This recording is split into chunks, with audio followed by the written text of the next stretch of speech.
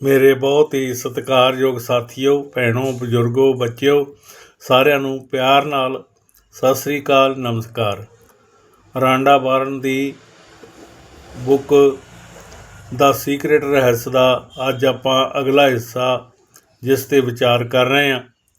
ਆਪਾਂ ਕੱਲ੍ਹ ਜਿਹੜਾ ਹਿੱਸਾ ਪੜ੍ਹਿਆ ਸੀ ਉਹਦੇ ਵਿੱਚ ਮਾਨਸਿਕ ਤਸਵੀਰ ਦੇਖਣੇ ਦੀ ਮਸ਼ੱਕਤ ਪ੍ਰਕਿਰਿਆ ਉਹਦੇ ਕਰ ਰਹੇ ਸੀ। ਉਸੇ ਦਾ ਹੀ ਅਗਲਾ ਹਿੱਸਾ ਆਪਾਂ ਸ਼ੁਰੂ ਕਰਨ ਜਾ ਰਹੇ ਹਾਂ, ਜਿਸ ਵਿੱਚ ਡਾਕਟਰ ਜੋ ਵਿਟਾਲ ਦੇ ਵਿचार है, ये खुद का बनाया हुआ अनुभव है। ये इतना वास्तविक लगता है कि आपको कार की ज़रूरत ही महसूस नहीं होती है, बल्कि ऐसा महसूस होता है कि जैसे आपके पास पहले से ही है। डॉक्टर विटाल के शब्द उस जगह का बेहतरीन सारांश बताते हैं। यहाँ आप मानसिक तस्वीर देखते समय खुद को पहचाना चाहते हैं। जब आपको भौतिक जगत में आंखें खोलने पर झटका लगे, तब जान ले कि आपकी तस्वीर वास्तविक बन चुकी है। वह अवस्था, ये जगह वास्तविक है। यही हर क्षेत्र है। यहाँ हर चीज़ की रचना होती है। भौतिक प्रकटीकरण को रचना के वास्तविक क्षेत्र का सिर्फ परिणाम है। आपको अब इस चीज़ की ज़रूरत महसूस नहीं होगी, क्योंकि आप मानसिक तस्वीर के माध्यम से सृजन के वास्तविक क्षेत्र में पहुंच चुके थे और उसे महसूस कर चुके थे। इस क्षेत्र के आपके पास हर चीज़ इसी समय है। जब आप इसे महसूस कर लेंगे तो आपको ये मिल भी जाएगी। जैक कैनफील्ड के विचार अगे, सच तो ये है कि आकर्षण तस्वीर का विचार से ही बल्कि भावना से उत्पन्न होता है।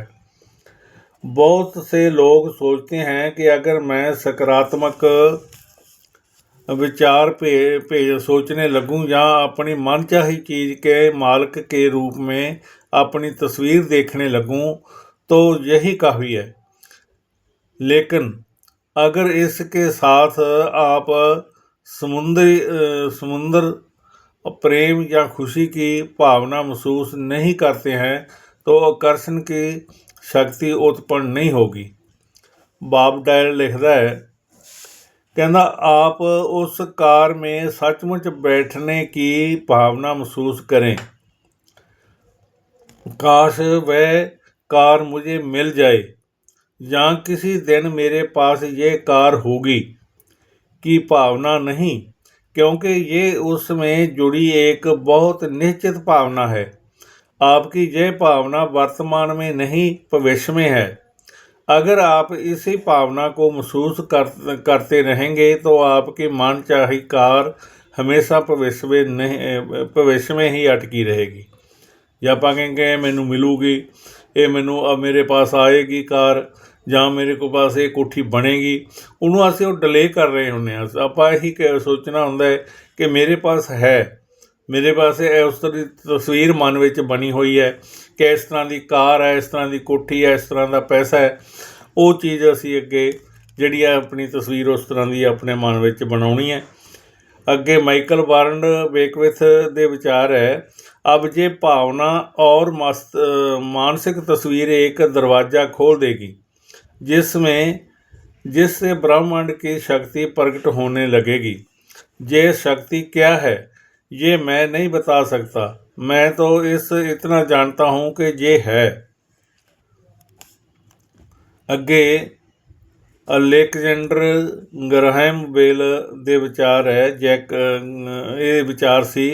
जैक कैनफील्ड फिर कहते हैं कि हमारा काम कैसे का अनुमान लगाना नहीं है, क्या कि समर्पण और विश्वास में से कैसे हो तो अपने आप प्रकट हो जाएगा। माइक डूली का विचार है कि कैसे ब्रह्मांड का अधिकार क्षेत्र है, ये आपके और अपने सपने के बीच में सबसे छोटे, तीव्र, तेज और समस्यापूर्ण तरीके से हमेशा जानता है। एक ये ਜਿਹੜੇ ਵਿਚਾਰ ਬੜੇ ਸੁੰਦਰ ਵਿਚਾਰ ਹੈ ਇਹਨਾਂ ਦੇ ਆਏ ਆਪਣੇ ਪਾਸ। ਇਹ ਅੱਗੇ ਆਪਾਂ ਜਿਹੜਾ ਹੈ डॉक्टर जोबटाल ਦੇ थोड़े ਜਿਹੇ विचार हो रहा है कि अगर आप इसे ब्रह्मांड पर छोड़ देते हैं तो आप मिलने वाली चीज़ों को देखकर हैरान रह जाएंगे। वही ये जगह है यहाँ जादू और चमत्कार होते हैं। रहस्य के सभी शिक्षक उन तत्वों के बारे में जानते हैं जिन्हें आप तस्वीर देखते समय जागृत करते हैं। जब आप अपने मस्तिष्क में तस्वीर देखते हैं और उसे महसूस करते हैं तो आप खुद को ये यकीन दिलाते हैं कि वह चीज़ आपके पास इसी समय है। आप ब्रह्मांड में जो भी विश्वास और आस्था प्रकट कर रहे हैं क्योंकि आप अंतिम परिणाम पर ध्यान केंद्रित कर रहे हैं और आपकी भावना को महसूस कर रहे हैं, लेकिन इस बात पर जरा भी ध्यान के नहीं दे रहे कि ऐसा कैसे होगा। आपकी मानसिक तस्वीर पूर्णता की होती है। आपकी भावनाएं उस चीज़ को साकार रूप में देखने की है।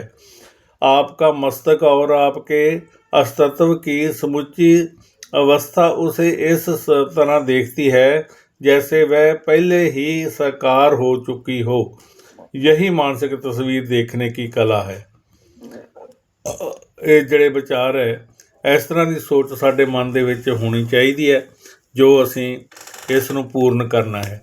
ਜੇਕਰ ਸਾਡੀ ਸੋਚ ਦੇ ਵਿੱਚ ਹੀ ਫਰਕ ਹੈ ਤੇ ਫਿਰ ਅਸੀਂ ਇਸ ਨੂੰ ਪ੍ਰਾਪਤ ਨਹੀਂ ਕਰ ਸਕਦੇ। ਸਾਡਾ ਮਨ ਇੱਕ ਚਿੱਤ ਹੋ ਕੇ ਅਸੀਂ ਜੋ ਇਹ ਈਸ਼ਵਰ ਪਰਮਾਤਮਾ ਨੂੰ ਜੋ ਬ੍ਰਹਮ ਹੈ ਇਹ ਸਾਡੇ ਨਾਲ ਹੈ, ਅੰਗ ਸੰਗ ਹੈ ਔਰ ਇਹ ਅਸੀਂ ਇਸ ਦੇ ਵਿੱਚ ਇੱਕ ਮਛਲੀ ਦੀ ਤਰ੍ਹਾਂ ਰਹਿ ਰਹੇ ਹਾਂ।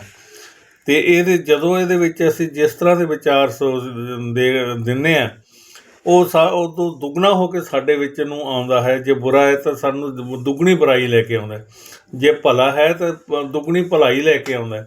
ਇਹਨੂੰ ਅਸੀਂ ਜੋ ਇਹਦੇ ਵਿੱਚ ਮੰਗਦੇ ਹਾਂ ਤਾਂ ਉਹ ਚੀਜ਼ ਪ੍ਰਾਪਤ ਹੁੰਦੀ ਹੈ। ਬਹੁਤ ਅੱਛੇ ਵਿਚਾਰ ਜਿਹੜੇ ਹੈ ਇਹਨਾਂ ਵਿਦਵਾਨਾਂ ਦੇ ਹੈ ਅਤੇ ਆਪਾਂ ਇਸ 'ਤੇ ਸਾਰੇ ਰਲ ਕੇ ਅਮਲ ਕਰਕੇ ਦੇਖੀਏ ਅਤੇ ਸ਼ਾਇਦ ਸਾਡੀ ਵੀ ਜ਼ਿੰਦਗੀ ਬਦਲ ਜਾਵੇ, ਕਿਉਂਕਿ ਅਸੀਂ ਤਾਂ ਆਪਣੀ ਜ਼ਿੰਦਗੀ ਨੂੰ ਬਦਲਣ ਵਾਸਤੇ ਹੀ ਆਪਾਂ ਪ੍ਰਗਟ ਹੋਏ ਹਾਂ। ਇਹ ਨਹੀਂ ਹੈ ਕਿ ਜਿਸ ਤਰ੍ਹਾਂ ਦੀ ਆਇਆ ਅਸੀਂ ਇਨਸਾਨ ਉਸ ਤਰ੍ਹਾਂ ਦਾ ਹੀ ਚਲਾ ਜਾਵੇ। ਬਹੁਤ ਅੱਛੇ ਵਿਚਾਰ ਹੈ ਅਤੇ ਬਾਕੀ ਇਸ ਆਪਾਂ ਕੱਲ੍ਹ ਫਿਰ ਇਸ 'ਤੇ ਵਿਚਾਰ ਕਰਾਂਗੇ। ਅਤੇ ਇਹੋ ਹੀ ਕਹਿੰਦਾ ਹੋਇਆ ਮੈਂ ਆਪ ਜੀ ਨੂੰ ਬੇਨਤੀ ਕਰਾਂ ਕਿ ਤੁਸੀਂ ਜਰਾ ਕੱਲ੍ਹ ਜਿਸ ਤਰ੍ਹਾਂ ਕਾਫੀ ਲੋਕਾਂ ਨੇ ਇਸ ਦੇ ਨਾਲ ਜੁੜੇ ਹੈ ਅਤੇ ਅੱਜ ਫਿਰ ਇਸ ਨੂੰ ਅੱਗੇ ਹੋਰ ਆਪਣੇ ਦੋਸਤਾਂ ਮਿੱਤਰਾਂ ਤੱਕ ਵੀ ਪਹੁੰਚਾ ਕੇ ਸਬਸਕ੍ਰਾਈਬ ਕਰਨਾ। ਸਬਸਕ੍ਰਾਈਬ ਦਾ ਬਟਨ ਜ਼ਰੂਰ ਨੱਪਣਾ ਔਰ ਸਾਰਿਆਂ ਨੇ ਆਪਦੇ ਦੋਸਤਾਂ ਨੂੰ ਵੀ ਕਹਿਣਾ ਤਾਂ ਕਿ ਪਤਾ ਲੱਗੇ ਕਿੰਨੇ ਇਸ 'ਤੇ ਵਿਚਾਰ ਸੁਣਨ ਨੂੰ ਇਹ ਤਿਆਰ ਹੈ। ਰਾਂਡਾ ਵਰਨ ਦੇ ਔਰ ਸੀਕਰੇਟ ਰਹੱਸ ਜਿਹੜੀ ਇੱਕ ਬਹੁਤ ਅੱਛੀ ਜਿਹੜੀ ਪੁਸਤਕ ਹੈ ਜਿਹਦੇ 'ਤੇ ਆਪਾਂ ਵਿਚਾਰ ਕਰ ਰਹੇ ਹਾਂ, ਸੁਣ ਰਹੇ ਹਾਂ। ਬਹੁਤ ਆਪ ਜੀ ਦਾ ਧੰਨਵਾਦ। ਇੰਨਾ ਹੀ ਕਹਿੰਦਾ ਹੋਇਆ ਖਿਮਾ ਦਾ ਜਾਚਕਾਂ। ਸਾਰਿਆਂ ਨੂੰ ਸਤਿ ਸ੍ਰੀ ਅਕਾਲ, ਨਮਸਕਾਰ।